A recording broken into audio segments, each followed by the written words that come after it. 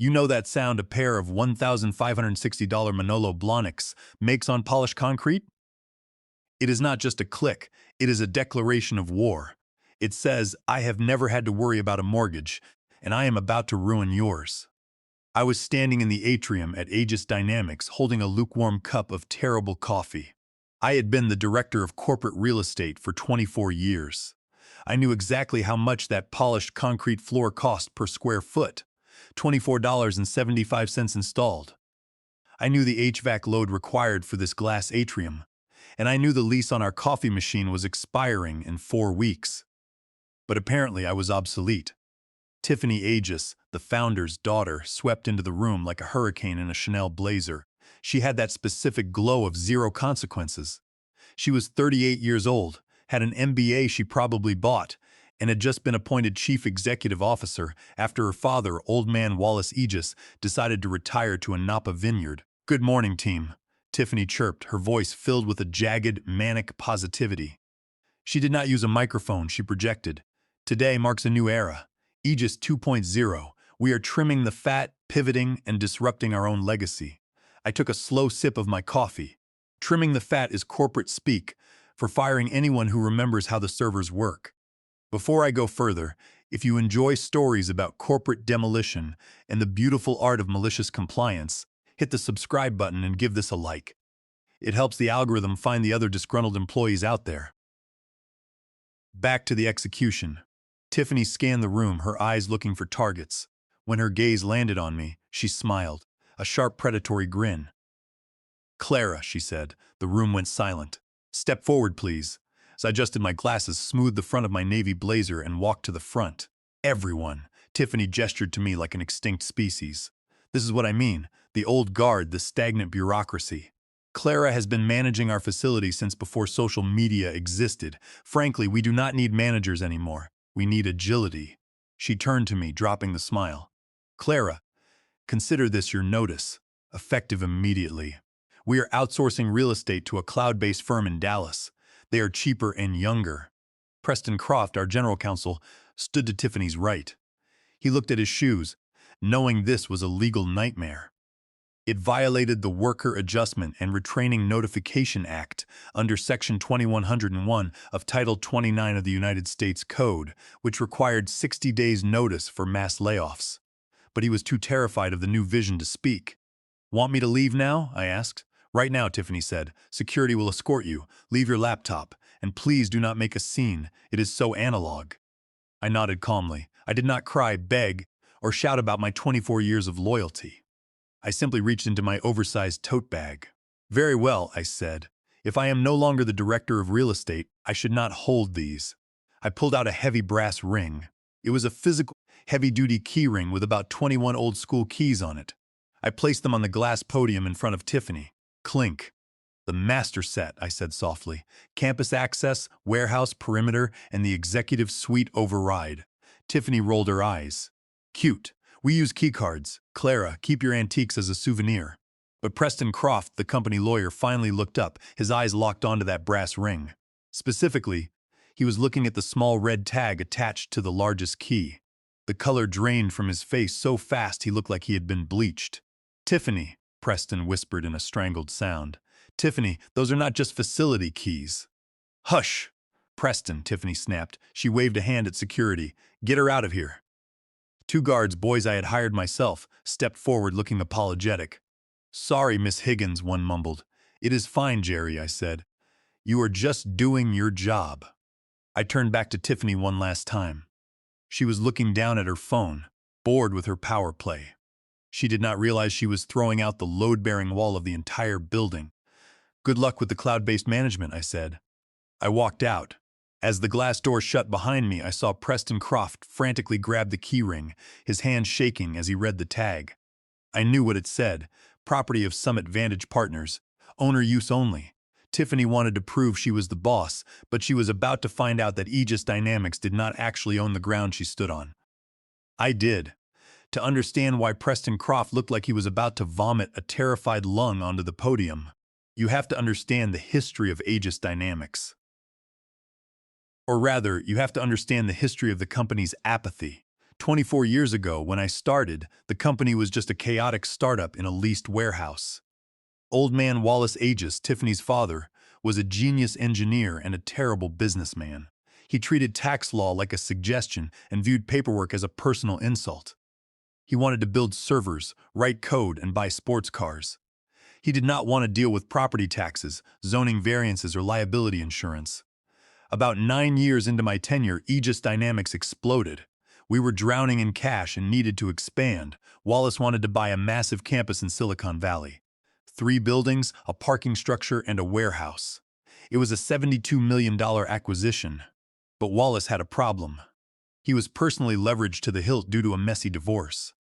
His ex-wife took the yacht, Wallace kept the debt, and the company's credit rating was shaky because he kept forgetting to file quarterly reports.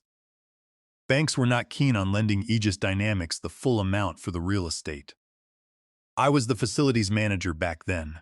I sat in the meeting where Wallace was throwing a tantrum, throwing markers at a whiteboard because the bank wanted a higher down payment. "I do not have time for this," Wallace shouted. "I need that building. Clara, fix it." "Fix the bank's lending criteria?" I asked, looking up from my notepad. "Fix the ownership," he yelled. "I do not care who owns it. I just need to use it, set up a shell, set up a trust. Just get the title signed so I can move the equipment in." That was the moment.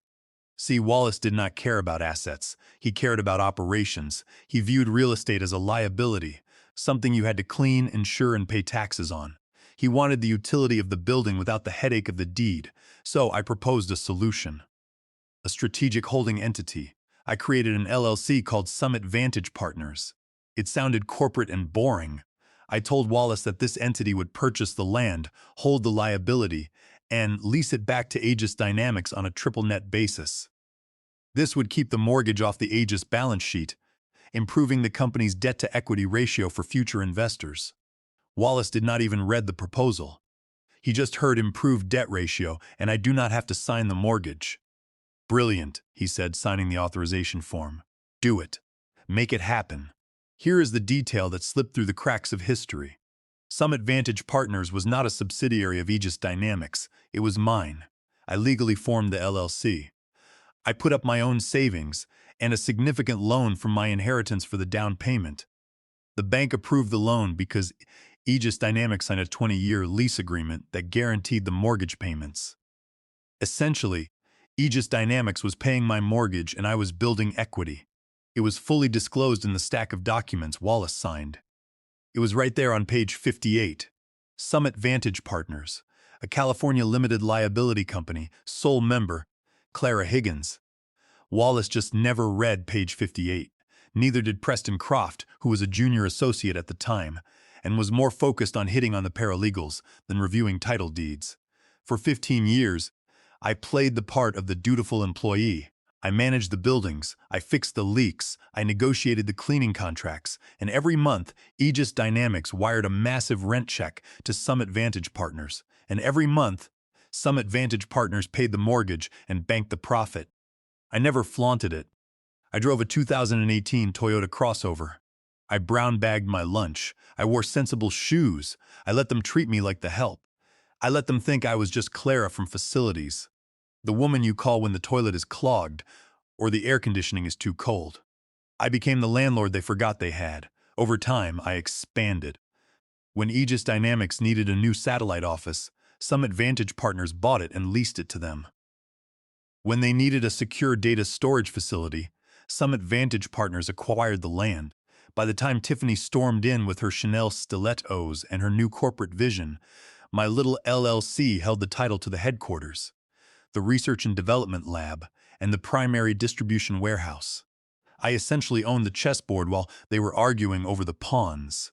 So when Tiffany fired me, she did not just fire an employee. She fired the entity that granted Aegis Dynamics the legal right to occupy its own headquarters. The master lease had a very specific clause regarding the termination of the primary liaison, which was me. I sat in my car in the parking lot, my parking lot, watching the security guards patrol the perimeter. I pulled up the banking app for Summit Vantage Partners on my phone. The balance was healthy, very healthy. Trim the fat, I whispered to myself, watching Tiffany's silhouette in the executive window on the fourth floor. Honey, you just cut the artery. The lease terms explicitly stated that any unilateral termination of the liaison without prior written approval from the landlord constituted a material breach, triggering an immediate renegotiation clause under Section 18C of the master lease. They had no idea that they had just activated their own self-destruct sequence. 3 weeks before Tiffany officially took the throne, I knew she was coming. The rumors had been swirling around the sparkling water dispenser for months. The daughter is ascending. The purge is coming. I actually cared about the continuity of the business. Even if I owned the building, I did my due diligence. I prepared a transition of assets and infrastructure strategy document. It was 52 pages long, dry, and dense. It was formatted in Times New Roman size 11 with single spacing. It was the most important document in the company's history. I emailed it to Tiffany, copying her new chief of staff, a 28-year-old named Dustin, who listed vibe curation as a skill on his social media profile. The subject line was critical infrastructure leases, title holdings, and compliance review for the upcoming fiscal year. I tracked the email. Dustin opened it 22 seconds after I sent it. He spent a total of 5 seconds looking at it. Then, based on the server logs I could still access because they had not revoked my admin privileges yet, he forwarded it to an archived folder titled Legacy Docs. Boring stuff. I can just imagine the conversation. Dustin probably said, "Yo, Tiffany, the facility lady sent some huge manifesto about leases," and Tiffany probably replied, "Ugh, delete it. We are going fully remote hybrid agile anyway. We do not need infrastructure strategies. We need synergy." If they had read page 3, paragraph 2, they would have seen this sentence. Please note that 78% of operational square footage is leased from third-party partner Summit Vantage Partners. The master lease agreement is contingent upon the continued employment of the designated asset manager Clara Higgins to maintain tenant in good standing status. Failure to retain said manager triggers an immediate renegotiation clause under Section 18C. They did not read it. So, 3 days after my dramatic exit, I was at home. My house is in Marin County, a nice quiet mid-century modern tucked away in the hills. It is paid off. The garden is full of drought-resistant succulents and lavender because I do not believe in wasting water. I was deadheading my roses, wearing gardening gloves that cost more than Dustin's entire outfit when my phone buzzed. I ignored it. It buzzed again and again. I took a sip of iced tea and checked the screen. It was a notification from the Aegis internal system. They had not cut off my email access yet. Amateurs. I had not logged in, but the push notifications were still active on my lock screen. Urgent. Access denied server room B. Urgent. Power failure executive wing. Urgent. Security badge system failure. I smiled. See, the smart building system that Aegis Dynamics was so proud of, the one that controlled the locks, the lights, and the climate, was registered to the building owner, me. The account was linked to my corporate credit card, the one they had canceled immediately upon my termination. When they canceled my card, the autopay for the cloud-based building management system bounced. The vendor, a company called Safeguard Systems, has a very strict policy. Payment fails, service suspends, immediately. Back at the office, chaos was unfolding. I could picture it perfectly. Tiffany trying to swipe her badge into the executive suite only to get a sad red light. Dustin trying to get into the server room, only to find the electromagnetic locks engaged and the air conditioning cut off. I had programmed the system to default to energy-saving mode in the event of a payment disconnect. Energy-saving mode means the air conditioning cuts off. The blinds retract to let in full sunlight. The ambient temperature settles at a balmy 86 degrees. The sudden loss of climate control turned the glass atrium into a literal greenhouse. Within hours, employees were sweating through their shirts, dragging portable fans from their homes, and complaining about the suffocating heat. The server room alarms began to chime, a chorus of high-pitched warning beeps that echoed through the hallways as the temperatures inside the racks climbed. Without access to the master panel or the physical override keys I had left behind, the IT staff was completely helpless. They could only watch as the system throttled performance to prevent a total meltdown. Tiffany's modern, Agile Office was rapidly transforming into a sweltering, dysfunctional box. I peeled off my gardening gloves and walked into my kitchen. I opened my laptop, my personal computer, not the brick they made me leave behind. I logged into the Summit Vantage Partners portal. There was a new message in the inbox from Preston Croft, the lawyer. Subject: clarification on key handoff. Clara, we need to talk. There seems to be a misunderstanding regarding the ownership structure of the campus.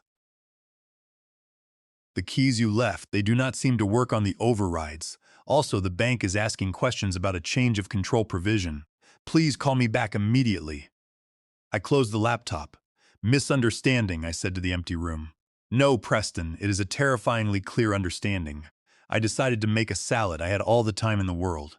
They, on the other hand, were currently sweating in a glass box. While I was enjoying my salad, Tiffany was sitting in a boardroom that smelled of nervous sweat. I was not there, but I know what happened because the banker, a man named Bernard Kelly from First National Bank, is an old friend. Tiffany had called the meeting to secure a bridge loan. She wanted $28 million in liquid cash to rebrand the company and launch a marketing campaign. Using the Aegis campus as collateral, the property value had skyrocketed over the last decade, worth at least $110 million. Easy money. So Bernard had said, Miss Aegis, you want to leverage the headquarters at 400 Tech Park Drive. Exactly, Tiffany said, fanning herself because the air conditioning was still dead. It is our flagship. Bernard tapped his screen. He frowned. Miss Aegis, there seems to be a discrepancy. What discrepancy? Tiffany snapped. The building is right here. Physically, yes, Bernard said slowly. But according to the title search we just ran, Aegis Dynamics does not own this building. Tiffany laughed. Don't be ridiculous. My father built this place. I have photos of him cutting the ribbon. He may have cut the ribbon, Bernard said, but the deed is held by an entity called Summit Vantage Partners. And according to the lien search, there is a strict no encumbrance clause. You cannot use this property as collateral because you are merely the tenant. Tiffany turned to Preston Croft, who was sweating profusely. Preston, explain. Preston cleared his throat. Well, Tiffany, the corporate structure established during the expansion phase utilized a third-party holding strategy to mitigate tax liability. In English, Preston? Tiffany slammed her hand on the table. We rent the building, Tiffany, Preston squeaked. We do not own it, we just rent it. From whom? Tiffany demanded. Who is Summit Vantage? The managing member is listed as Clara Higgins, Bernard said, closing his briefcase. The silence that followed must have been exquisite, the realization hitting Tiffany like a wet fish. The woman she had publicly humiliated was literally her landlord. And since you cannot pledge assets you do not own, I am afraid this loan application is denied. Furthermore, if you do not secure a long-term lease extension within 45 days, the default rate kicks in, tripling your monthly rent. Call me when you have the paperwork sorted. Back in Marin County, I checked the security cameras. I saw Tiffany storming out, screaming at Preston. I decided it was time to send the first official communication. I drafted a formal notice on Summit Vantage letterhead. Aegis Dynamics Executive Team from Summit Vantage Partners regarding notice of lease violation and compliance audit. Dear tenant, it has come to our attention that the designated liaison, Clara Higgins, is no longer employed, as per Section 18C of the master lease. This triggers an immediate compliance audit. All building modifications made without owner approval must be reversed, including the wellness pods in the lobby, which constitute a fire code violation. We will conduct a site inspection on Monday at 9 in the morning. The next day, Tiffany hired a director of physical operations named Logan. Logan lasted exactly 72 hours. His first mission was to get the air conditioning back online. He called an HVAC repair company. The technician arrived, looked at the massive chillers on the roof, and asked for the access codes. Logan did not have them. Just bypass the panel, Logan told the technician. The technician refused. Sir, this system is locked down by the proprietor. If I force it, it triggers an alarm and voids the warranty. Logan yelled. The technician left. The temperature in the server room climbed to 95 degrees. Meanwhile, the operational chaos grew worse. Without smart system access, the logistics team had to manually process shipping logs and driver credentials. They sat in the dark warehouse offices under the hum of temporary generators, manually inputting shipping data into local spreadsheets just to ensure that the morning deliveries would not be delayed. The warehouse supervisor, Sean, had to physically match each delivery number with printed invoices. My team worked through the night, not out of loyalty to Tiffany's vision, but out of personal respect for me. I ordered hot meals for them. By sunrise, the trucks were dispatched, but the staff was exhausted. The real fun started on Wednesday. I had made a small anonymous phone call to the City Code Enforcement Division, reporting the wellness pods. At 10 in the morning, Inspector Cole arrived. He walked into the lobby, saw the structures blocking fire exits, and slapped a bright red stopwork sticker on the glass doors. "The certificate of occupancy for this address is issued to Summit Vantage Partners," Cole told Logan. "You have 24 hours to remove these obstructions, or I am condemning the lobby." When Cole left, Logan stood there holding the citation, looking like he was about to cry. Back in my garden, I received the automated notification. A tenant causing code violations and fines is a material breach under Section 19C of the lease, giving the landlord the right to terminate with 10 days' notice. I scanned the citation and attached it to a new email. Subject: Notice of lease violation and indemnification demand. Miss Aegis, you are in breach of your lease. You have 24 hours to cure this breach. Additionally, pursuant to the gross negligence clause, rent for the current month is now subject to a 20% penalty fee. Please remit payment of $110,000 immediately. Govern yourself accordingly. I heard later that Logan was fired that afternoon. Desperation has a distinct smell. It smells like desperate voicemails left at 11:30 in the evening on a Tuesday. By the end of the first week, Tiffany's new vision had collapsed. The lobby was closed, the servers were throttling down, and the employees were revolting. Tiffany left 3 voicemails. First, she called to resolve what she termed a paperwork mix-up. Next, she offered me a consulting fee of $300 an hour. Finally, she panicked because the utility account was in the LLC's name and the water was about to be shut off. I ignored the calls and sent a courier on Friday morning with the lease renewal terms. Monthly rent of $1,800,000, a $7 million cash security deposit, and a month-to-month term, with all facility decisions reverting to the landlord's control. Tiffany texted me frantically, calling the terms extortion and then apologizing for the firing. I replied that her father had signed the agreement and knew who owned the building. She was completely alone. On Saturday morning, a black sedan pulled into my driveway. It was Charles Abernathy, the chairman of the board of Aegis Dynamics. Charles is 70, wears expensive suits, and does not suffer fools. He had been on the board when I set up the LLC. "You made your point," he said, nodding. "Tiffany is inexperienced. Firing you was suicide. The board is meeting in an emergency session on Monday. We want you there as the landlord to discuss the terms of our surrender. Tiffany is done. Now we just need to save the building. The Aegis boardroom is designed to intimidate, with a 65-foot mahogany table and floor-to-ceiling windows overlooking Silicon Valley." Today, I walked in and sat at the head of the table. Tiffany was sitting to the right, looking like she had not slept in 3 days. Her hair was messy and she looked small. The board was there, 16 men and women who controlled billions of dollars. They were all looking at me. Charles Abernathy cleared his throat. "Thank you for joining us, Miss Higgins." "Miss Higgins is fine," I said, "or you can address me as landlord, whatever you prefer."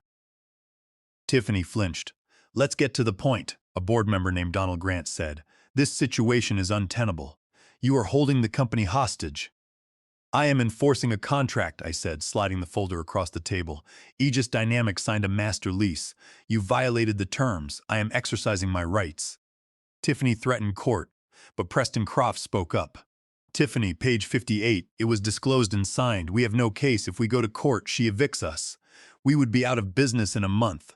Charles asked if I wanted my job back. I laughed. "My job? You think I want to manage the cleaning crews?" "No, Charles. I want equity." I explained their default position. They had no collateral, could not secure financing, and could not even turn on the air conditioning. I proposed a restructuring. Summit Vantage Partners would forgive the lease violations and restore the original rent. In exchange, I wanted a seat on the board and 8% stock in Aegis Dynamics. And one more condition. The chief executive officer serves at the pleasure of the board, but she also has to interface with the landlord, and I find the current officer difficult to work alongside. Tiffany's eyes went wide. Charles Abernathy asked if I was suggesting her removal. I am not suggesting anything, I said, standing up. I am just the landlord. But I will tell you this, I do not sign leases with children. I gave them until 6 in the evening. At 4:15, Charles called. It is done. The board has voted. We accept your terms. The stock transfer is being drafted and Tiffany has resigned. I agreed to reactivate the smart systems within the hour. The next morning, I drove to the campus. I parked in the reserved spot right in front of the glass doors, the spot that used to belong to Tiffany. I walked into the lobby. The wellness pods were already being dismantled by a crew I had dispatched. The air was cool and crisp. The hum of the servers was a steady vibration in the floor. As I walked toward the elevators, Tiffany walked out carrying a cardboard box. "You planned this," she said, her voice raspy. "I didn't plan anything." "Tiffany," I said gently. "I just built a safety net. You decided to cut the ropes." She shifted the box. "My father still has shares." "Your father sent me a congratulatory fruit basket this morning," I interrupted. "Turns out he prefers dividends over drama." Tiffany flinched. "You are just a glorified landlord," she said. "You are boring. You are not a visionary." I smiled. "Tiffany, visionaries come and go. They burn out. They get fired. But the person who owns the ground, they stay. Boring is what pays the expenses. Boring is what keeps the lights on. You wanted to be a star. I just wanted to be gravity." I pulled out a new security badge, black matte with gold lettering. "Clara Higgins, Director." "Security will escort you out," I said, echoing her words. "Jerry is waiting by the door. Try not to make a scene. It is so analog." I swiped my card at the turnstile. Beep, access granted. I walked into the elevator, pressing the button for the top floor. Sometimes you do not need to burn the bridge. You just need to remind everyone that you own the toll booth.